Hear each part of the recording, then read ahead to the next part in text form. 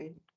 And good morning. This is the Museum Park Parking Benefit District Committee meeting. In attendance, we have Russ Frank, Amy Yates, Kathleen O'Reilly, and Kyle Wolf. With Park Houston, we have myself, Melanie Curry, and Rami Arafat. And from Greater South Beach Management District, we have Nikki Knight. Okay. Let me share the presentation.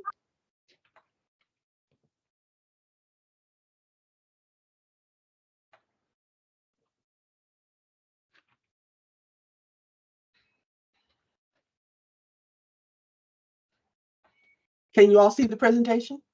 Mm-hmm. Yes. Okay.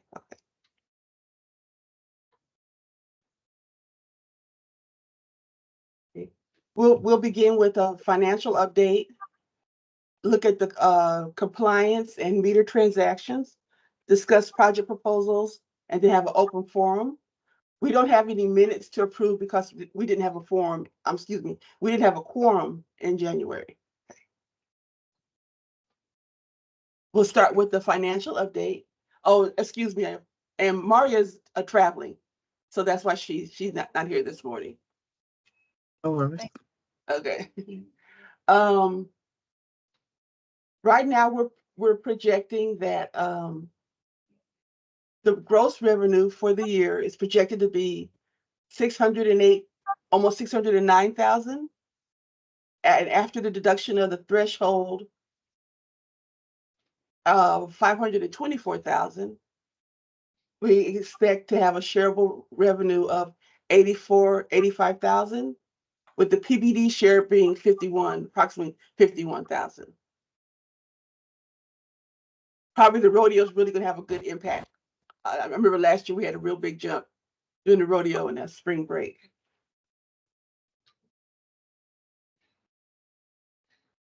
And we'll look at too. Yeah, and then we'll look at our projects. We had the one project for Arbor Care. You spent about 21,000. You still 4,400 remaining in that budget, and so a total of the expenditures for this year are 9,975,000, which gives you a total fund balance of $68,265. With a projected revenue share of $50,000, we're projecting that at the end of June of this year, you'll have approximately $119,000 in your budget. Kathleen, you had a question? Yeah, what is the number one? So the 20,935 Bartlett proposed, and Nikki, I'm sure you've told me this ad nauseum, but their initial proposal was the 25,000. What has not been completed on that? Was that was the verification of, there was a treatment that needed to be done. I'm pulling up the I don't know why I never have this up, but it was for the last root collar and scale treatment. Give me 1 second. Yeah. So it was for the root collar surgery piece and the scale treatment. So that would equal the remaining balance that's not exhausted for this budget. So that was never done? I don't have any documentation of this being completed. Okay. And then on the scale treatment, on the first group, it's 28 trees for $1,000, and the second group it was 8 trees for $1,000. What do you know? What is that? Just a typo, or? That's what's in the proposal, and it's listed under pest management. Well, let's see. Well, the first one is as well, but this is a different type of tree. Let me see. It doesn't identify the type of tree on the second one. So, but it hadn't been done, so I guess we need to figure out what that is. And right. Is it done, or? And have you gotten any feedback from Joe? Have you talked to Joe? Because I mean, I've sent a text message. I haven't sent a carrier pigeon, but call, text. I don't know how else to get in contact with someone who's not responsive. Responsive. Kyle, do you have any thoughts on that?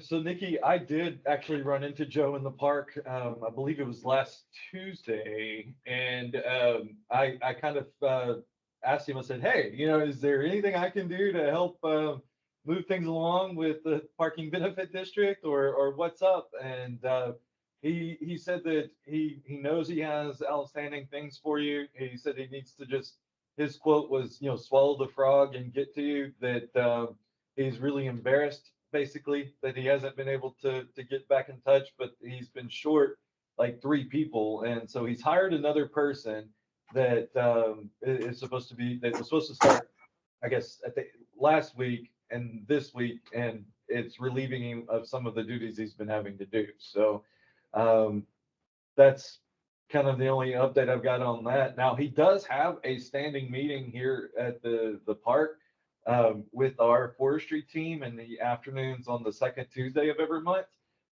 So it might, I don't know if you want to crash the party one day or not, but you hop across the street and come see us. So, You send me an invite for that meeting, absolutely. and then I will try to drop something on our calendar too to see if he'll attend, but it's just not been very good. All right. And we've been joined by Courtney Lindsay. Good morning, Courtney. Good to see you. Mhm. All right. Excellent. And then one other question, I'm sorry, not 24, the 9,900 for FY24, what was that for? That was the TLM Museum. These 3, the last 3 items on the list. Our fiscal year still begins Bartlett. yeah. The year was paid out, Kathleen. Oh, Yeah. I see. So it's Yeah. it's covered in that original. Yes. Okay, sorry, Okay. didn't pick up on that. Any more questions?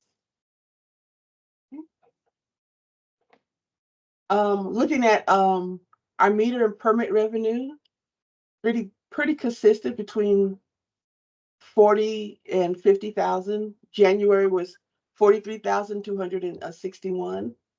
We expect to see a bump with the rodeo and spring break coming upon us.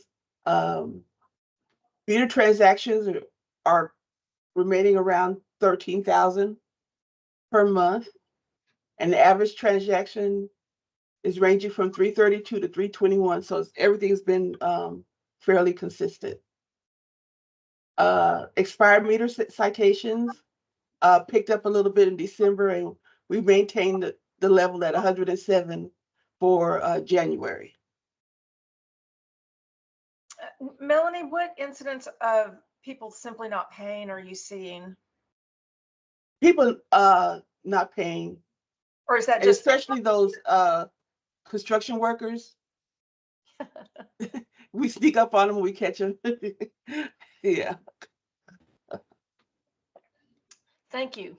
Yeah. And I would say that around our business too, along the street parking, there's been kind of picking up some of the customers that are even some of our employees. Our employees already know, but when we get new people, so they tend to get got by those meter police, and then looking for some type of break. And we already kind of explained to them where they should park and how they should park and how they should pay. So I've been seeing it kind of ramping up in the last month or so. Yeah. Well, that's good to on our part. I'm glad the guys they're out there making sure you guys get all the revenue for the parking benefit district. Yeah, and that your employees, I'm glad that you're briefing them Yeah. so that they don't get dinged. Yeah.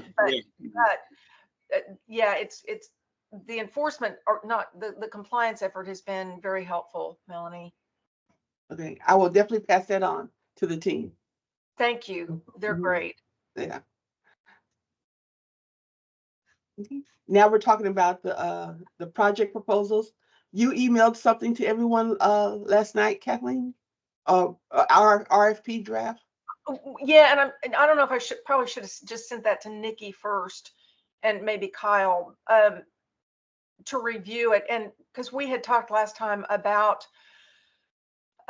issuing an RFP because we're having such trouble with our current vendor and we need somebody else, or at least an option to look at and see what we can come up with. So it's just it's the RFP that we discussed last meeting. And we also talked about hiring somebody for part-time like data input to manage the tree inventory and what's been treated and what's been pruned. But we actually have more information than I realized when I started looking at all the Bartlett reports. Maybe it's just not consolidated in a place where I knew how to find it. So I went through all the reports and they identified which trees have been pruned to date, but I don't know which trees have been treated or root surgery or any of those other things. So if Bartlett could provide that information so that anybody picking this up going forward knows what's been done and what needs to be done. So that's probably the management district needs to look at that, and whoever wants to look at the tasks to make sure that we've covered what we want completed going forward.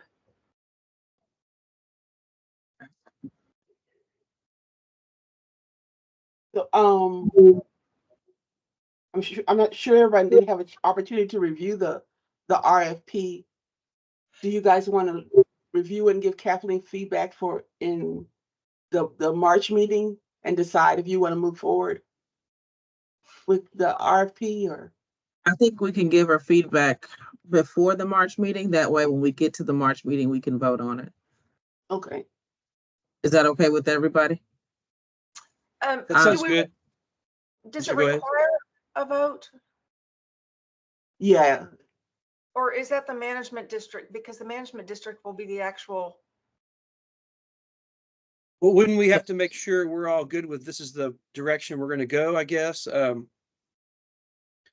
guess I have a couple of questions. I mean, is this going to be just for Museum Park, or would it be something that Southeast Management District would also use the same RFP to do some work in that area, or would it be exclusively for the parking district boundary lines? RFP, it's specifically for the parking district and Museum Park. But I would need to, this also, I would have to take it to our committee just to let them know what's going on.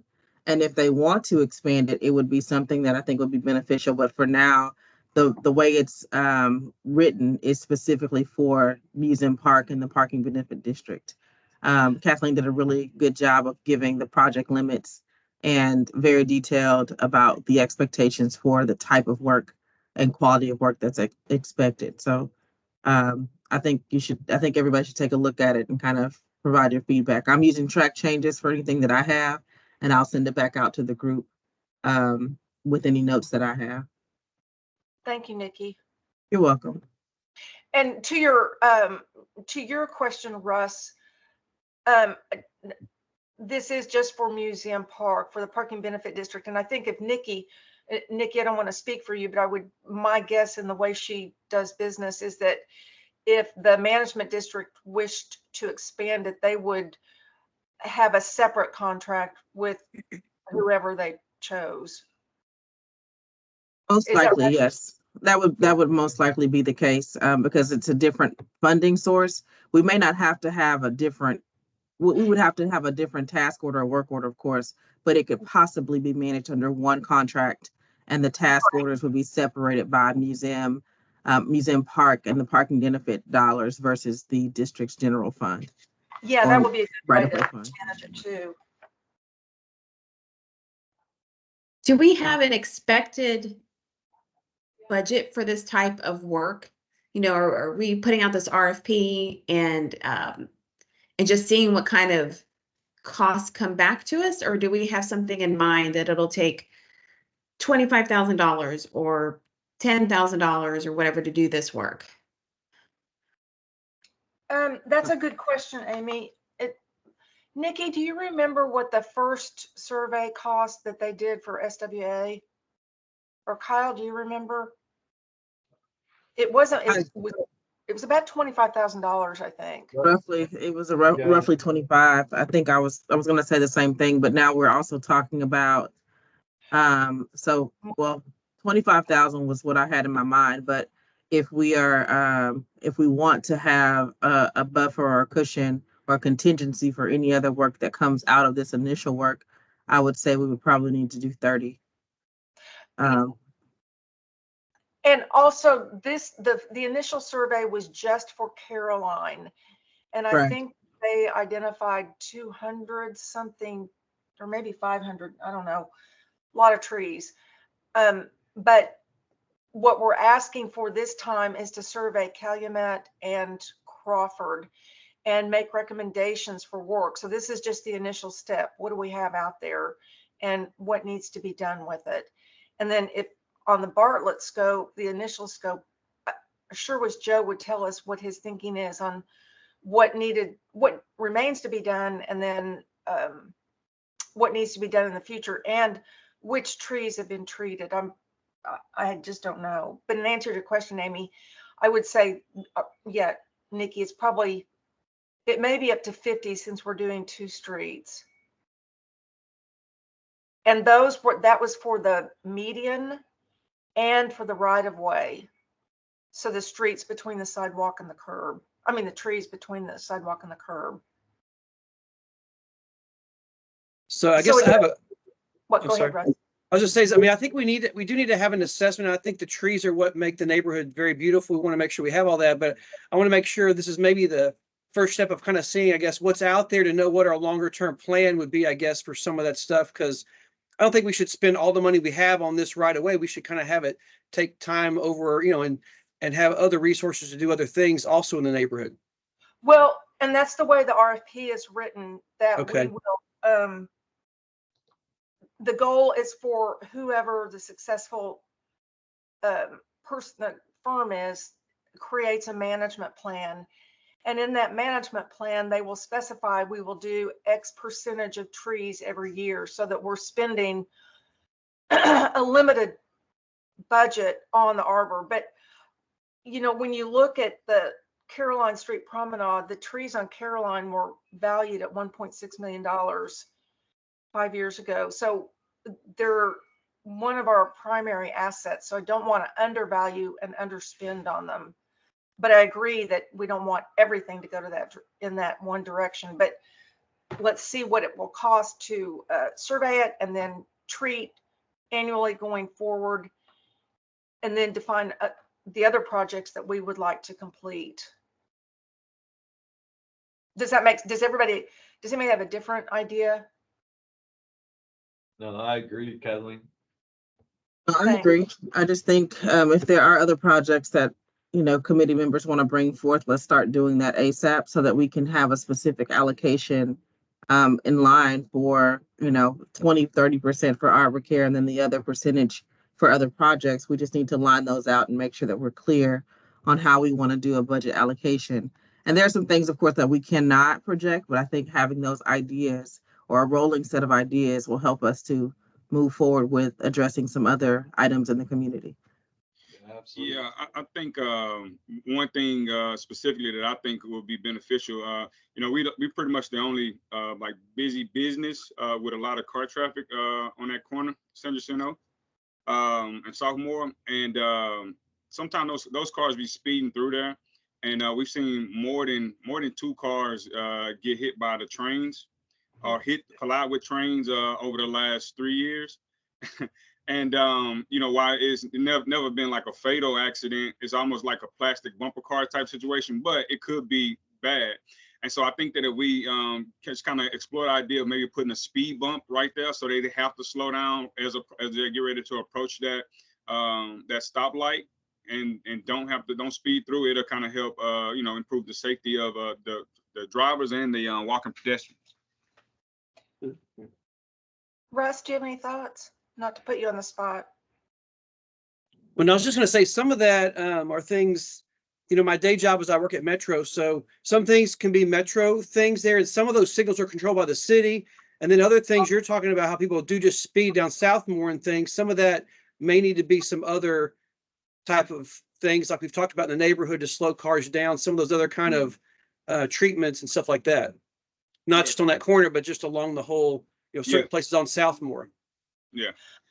Are there other, because I've seen that as well, and they are kind of, there haven't been fatalities, but they've been pretty high impact crashes. Yeah. So I'm wondering if we should ask the city to look at that intersection and see if maybe the signal's off.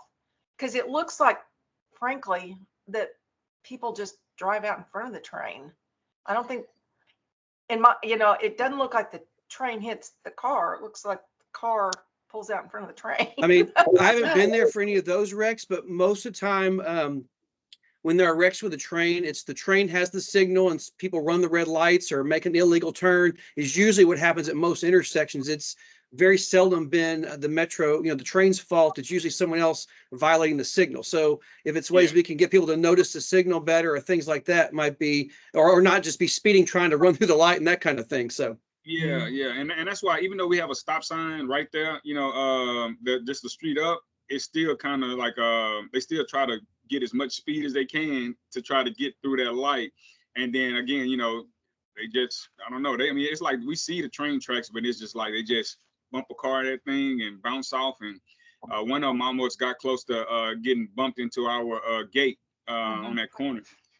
So thank God they didn't happen, but it was close.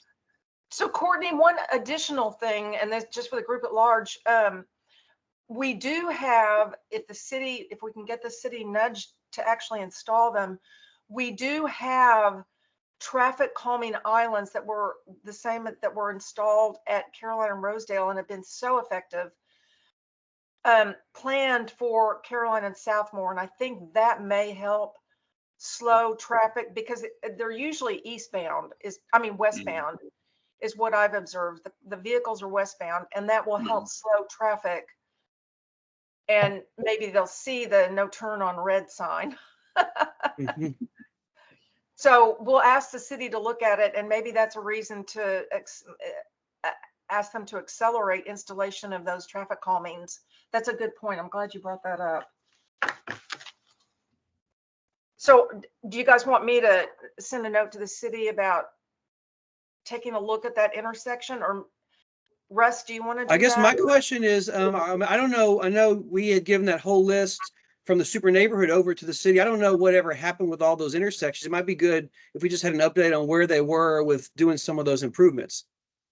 Because they did that one, and then I don't know what the plan is, or, I know there's other things going on. The city now changes there too, to know what's happening maybe with some of those other ones. Yeah, they have promised us that they would be installed this fiscal year, but I've been hearing that for 2 years now. So this might spur them forward because there are, and I don't know why, it just seems like there are more wrecks there recently than have been historically. I don't know why, but so we'll ask them for an update because they have a list of the intersections. They've contracted them. So it may be just an issue of the contractor getting to them, but they need to happen. So I'll check on that if y'all want me to.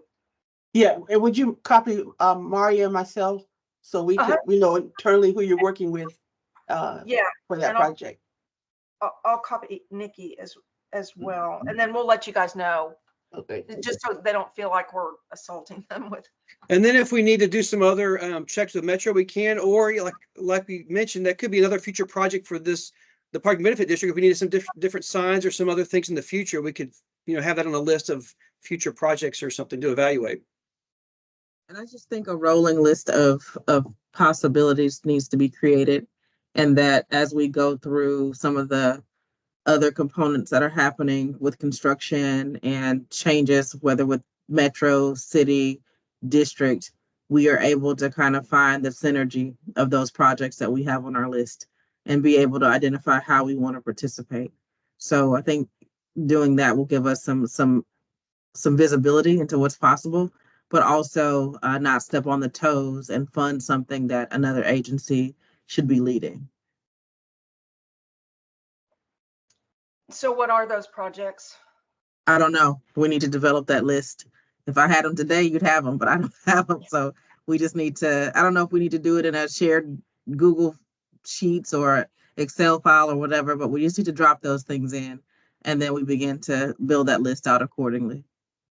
Well, I think in the Livable Center study and the Caroline Promenade report, two projects one comes to mind is the Blue Tile project.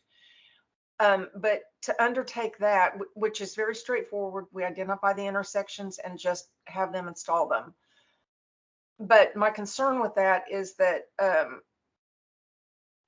not a concern. We need to identify what does the city have any street construction planned in this area, and where is it and what is it?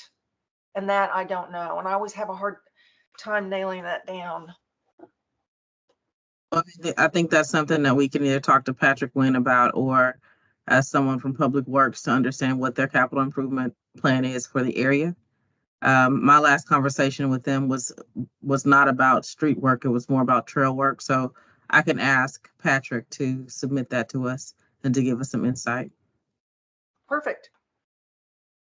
And I don't think we need to have the whole list today. I think we need to also go back and talk to the super neighborhood folks and the neighborhood association just to get ideas for a ongoing long-term list of wish list, I guess, because it's not a funded list, it's a wish list to kind of have there in the back burner, I think.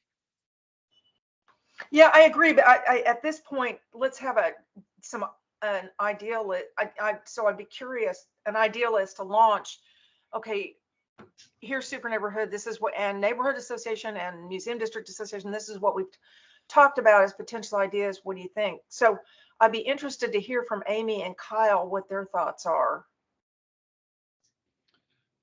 Yeah, I mean, I'm going to default back to the Caroline Promenade and the Livable Center study for sure. I mean, that's ingrained in me to always look back to a master plan. And I think that anything that it already has suggested and analyzed is the first step, and in leading us into where are the proper areas to invest in.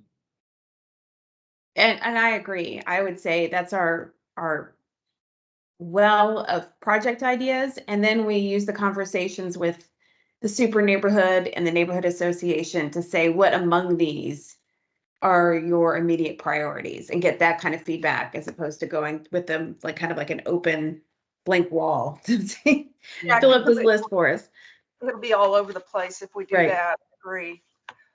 And I will say too, I mean, some of the things that I've seen, and Nikki, you're probably more familiar with this than I am, is kind of the methods that like the Terzas have done with like, you know, they put every project in a massive spreadsheet and then like, okay, which ones can be done in the 10-year and 20-year and 30-year and what's the price for it? And, you know, and kind of chisel away at it. And then everyone votes on, you know, what like projects are going to be done within what tier or whatever. Is that kind of how the Terzas have done, Nikki, or am I off base? So No, I mean, so most of the Terzas use studies and plans that have been established to plan out their capital improvement work. And right. Based on what those cost estimates, are rough estimates, then they plan them out on how they're going to implement. And if they have, other funds like bond funds, those types of things.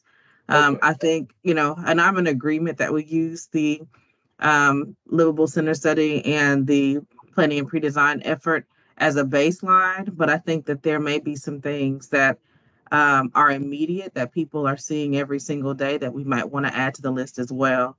Those things have not changed necessarily from those baseline documents, but I think that if we are hearing from the neighborhood associations and the super neighborhood of some things that they experience every single day, that we can kind of get done immediately, whether it's through the parking benefit district or the city or whomever, that we make that priority list, a short list of priorities that I believe could be short-term wins.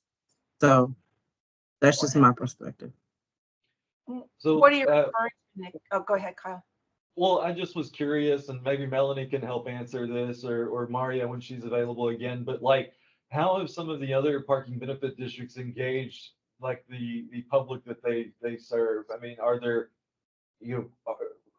are there, have they done surveys? Have they done public meetings? Have they done just only through the neighborhood associations? Or like, what has been some of the other tried and true methods of getting information like this?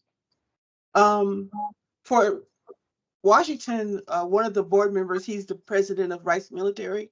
So he's always has feedback from the neighborhood of different issues that they want to address. Midtown also has a member of the super neighborhood on their board who speaks on behalf of the neighborhood when they determine what projects and things they want to do.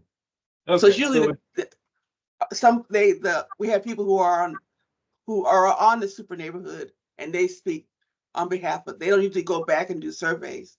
They usually, based on the feedback they've been getting in their meetings and stuff, they come to the meeting and provide ideas. okay. I think we just take what we have in the plans and, you know, the feedback and the information from Kathleen, and we move forward with making some decisions and setting some allocations in place. And I have just another follow-up question about those other parking benefit districts. What kind of projects have they funded? Just, I mean, off the top of your head, I don't want a whole long list, but what kinds of things have they funded?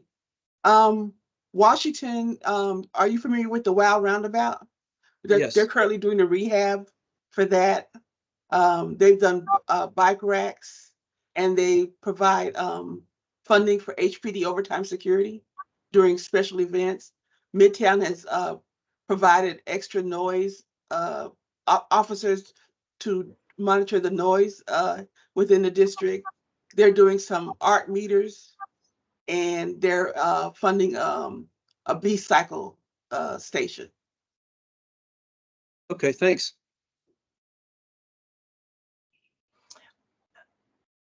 Are there other ideas that you guys have that we could ferret out? And everybody knows that the Livable Center study and the Caroline Promenade report, or both reports, are on the Museum Park Super Neighborhood website if you haven't scanned those to understand where we're going. And like Nikki said, they're not biblical, but they sure are a good roadmap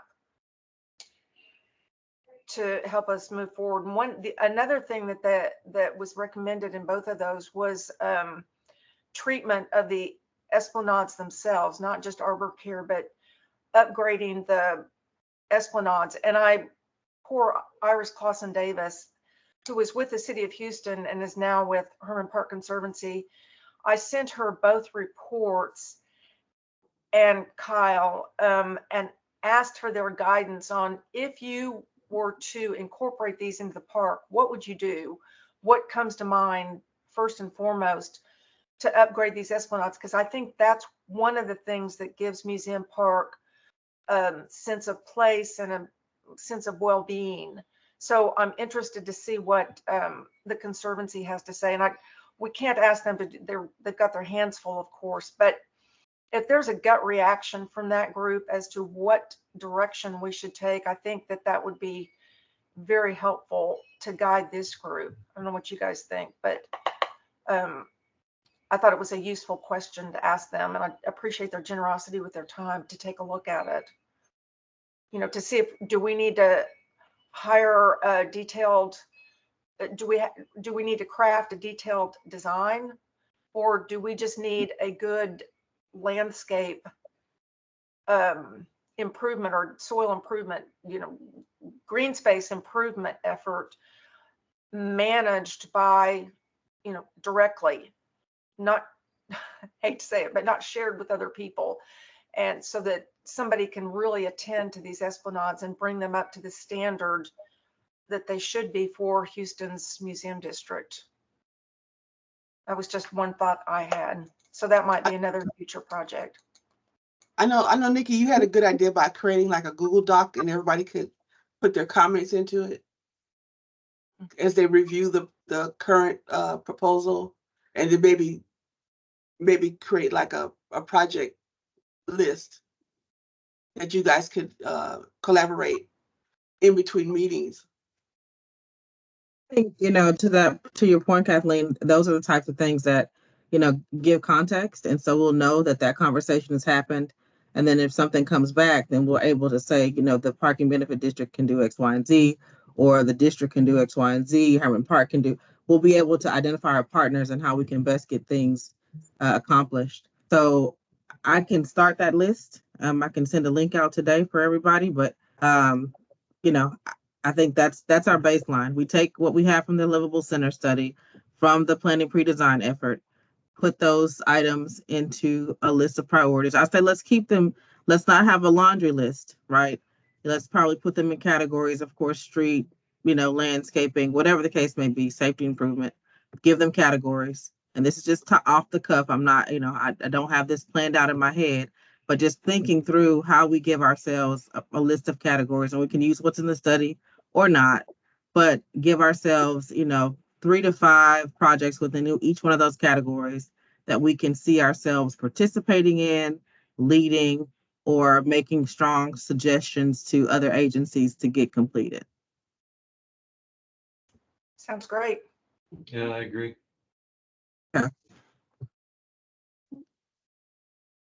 All righty. So I have 2 tasks, Patrick Wynn and this Google Doc, correct? And everybody can access Google Docs with no issue? Mhm. Okay, great. The city, we can as city employees, but we can do it with our personal emails. Well, you're in good company. I sent an email to a friend, somebody at UT Health, and it was a Google email, a Gmail, and it bounced. Yeah. Yeah, we have lots of firewalls that block lots of things. Yeah. Okay. If I need to put it into OneDrive, would that be better for everybody? I mean, I like OneDrive better, but I OneDrive can do has the- access. Okay. I can do either. I can use anything. Okay. I'll do OneDrive. That way we won't have any issues. Hey, does the committee have anything else they would like to discuss?